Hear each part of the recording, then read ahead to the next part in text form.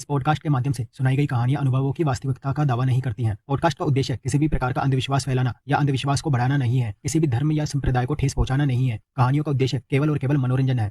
अब अपने कानों में हेडफोन लगा लीजिए और मजा लीजिए आज की कहानी का, क्योंकि कहानियों का जो मजा सुनने में है वो देखने में नहीं।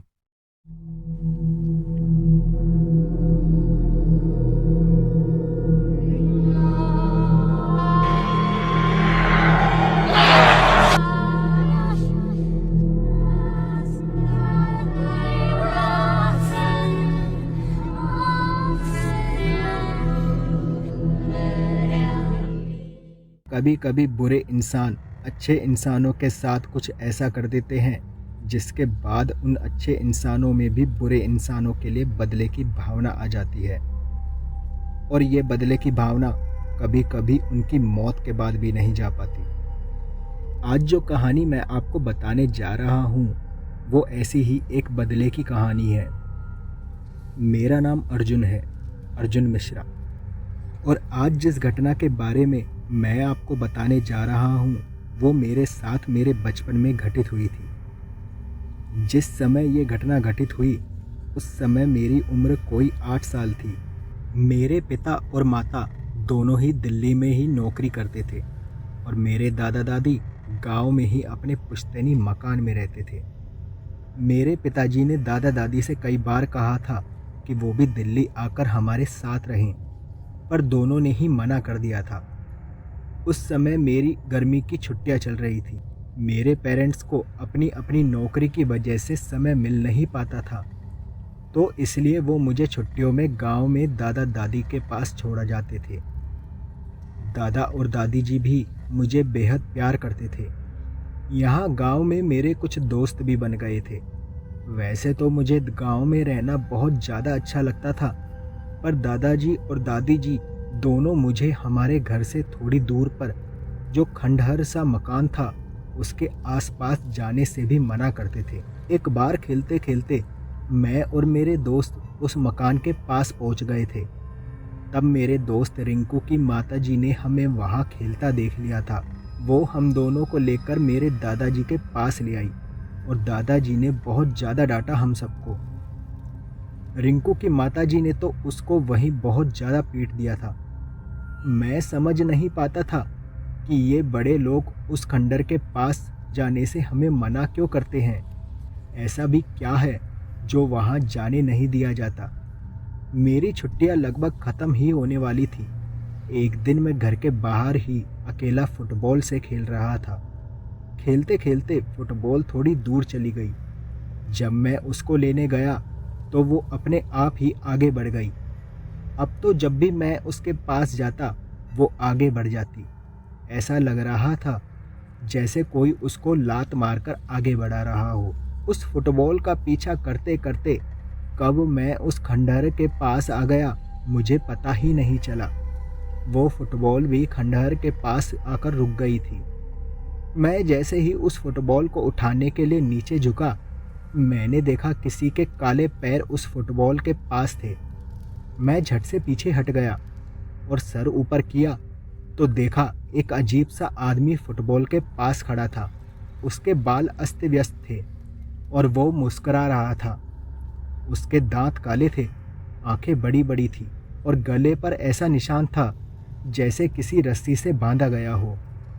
उस आदमी ने उस फुटबॉल को लात मारकर आगे बढ़ा दिया। मैं जब उस फुटबॉल को लेने पहुंचा तो वहाँ मुझे एक औरत दिखाई दी। वो औरत मुझे देखकर मुस्करा रही थी। उसका चेहरा बिल्कुल काला था। उसके गले पर भी वही निशान था जो उस आदमी के गले पर था। उसकी आंखें लाल हो रही थी और नाखून हद से ज़्यादा बड़े थे। मैं बस अपनी फुटबॉल लेकर वहाँ से चले जाना चाहता था। उस औरत ने भी फुटबॉल को लात मारकर दूसरी तरफ बढ़ा दिया। जब मैं फुटबॉल की तरफ मुड़ा तो मैंने देखा वहाँ एक छोटा बच्चा खड़ा था जो मेरी ही उम्र का था। उसका चेहरा बिल्कुल सफ़ेद था और आंखों के नीचे काले घेरे थे। पर मैं उसको देखकर डर गया और भागने लगा, क्योंकि उस बच्चे के सीने में एक लोहे की लंबी रॉड घुसी हुई थी। घर आकर मैंने झट से दरवाज़ा बंद किया और दादी की गोद में सर रखकर लेट गया। मुझे घबराया देख दादा और दादी दोनों को ही चिंता हुई। उन्होंने मुझसे पूछा कि क्या हुआ। पहले तो घबराहट की वजह से मैंने कुछ बताया नहीं, पर 2-3 बार पूछने पर मैंने उनको सब कुछ बता दिया। मेरे दादाजी ने तुरंत मेरी शर्ट उतारी और मेरे सीने को देखने लगे। मेरे सीने पर एक लाल रंग का अजीब सा बेहद छोटा निशान उभर आया था, जो देखने में किसी चाकू के जैसा था। ये निशान पहले नहीं था, ये आज ही दिखा था। इस निशान को देखकर वे दोनों बहुत ज़्यादा घबरा गए। दादाजी ने दादी को कहा, ये तो उन लोगों के चंगुल में आ गया है।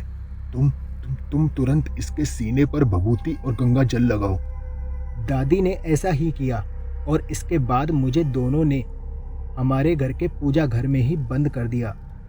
दादाजी तुरंत कहीं चले गए। मैं अंदर से दरवाज़ा पीटता रहा, पर दादी ने दरवाज़ा नहीं खोला।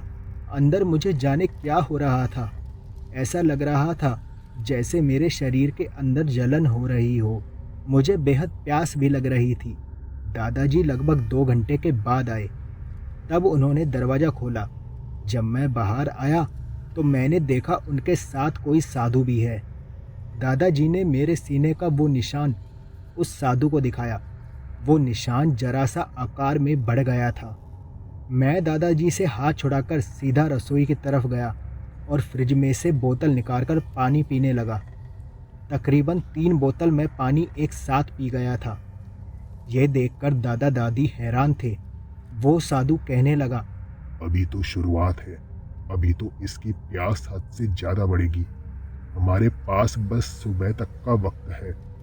अगर सुबह तक हमने इसको उस खंडर के प्रेतों के चंगुल से आज़ाद नहीं किया तो ये इसके सीने पर जो उन प्रेतों की वजह से निशान बना है, इसको अंदर से जला देगा। ये निशान जैसे जैसे बढ़ता जाएगा, उस बच्चे को उतनी ही तकलीफ होगी। इसके बाद उस साधु ने और दादाजी ने मुझको समझाया कि अभी हम तुमको कमरे में बंद कर रहे हैं और आज रात तुमको कमरे से बाहर नहीं आना है।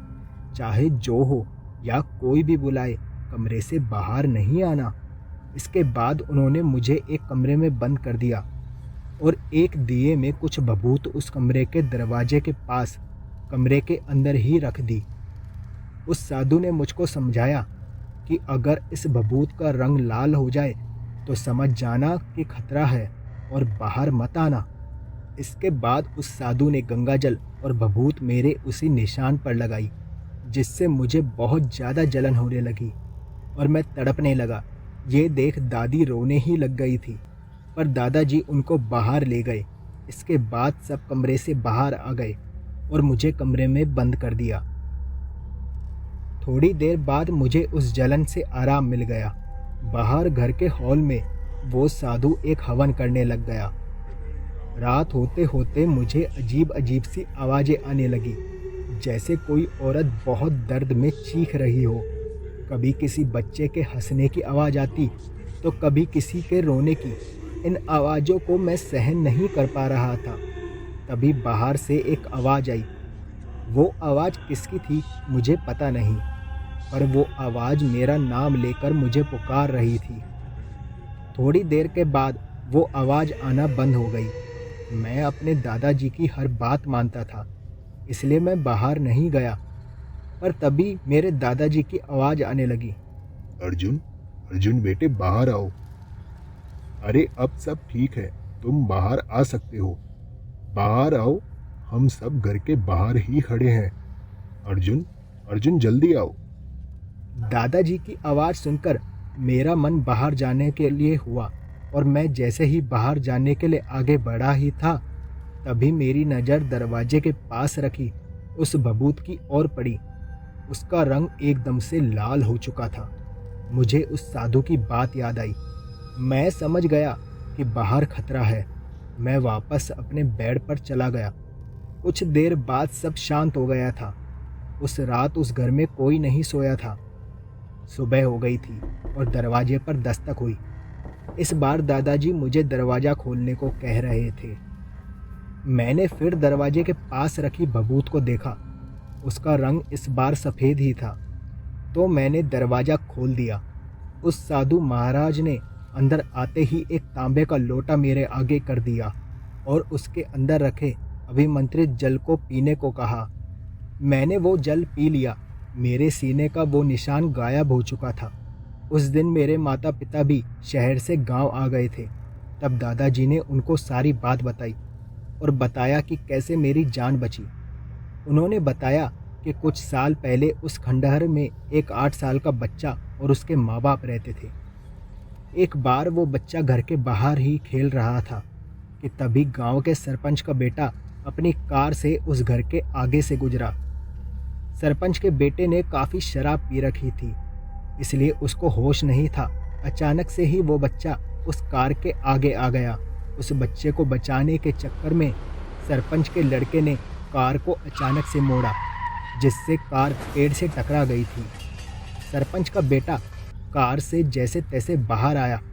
उसको बहुत गुस्सा आ रहा था और उसने कार से एक लोहे की रोड बाहर निकाली और उस रोड को उस बच्चे के सीने के आर पार कर दिया और भाग गया।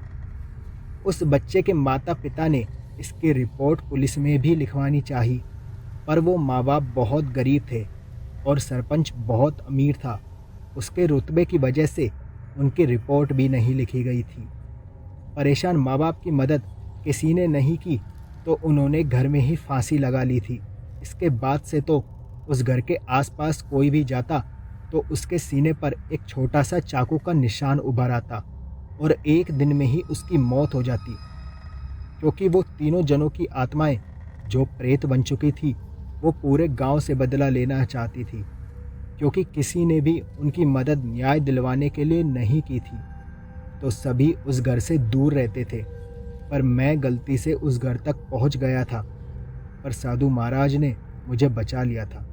पर वो श्रापित खंडहर आज भी उस गांव में है और लोग आज भी उसके आसपास जाने से भी डरते हैं।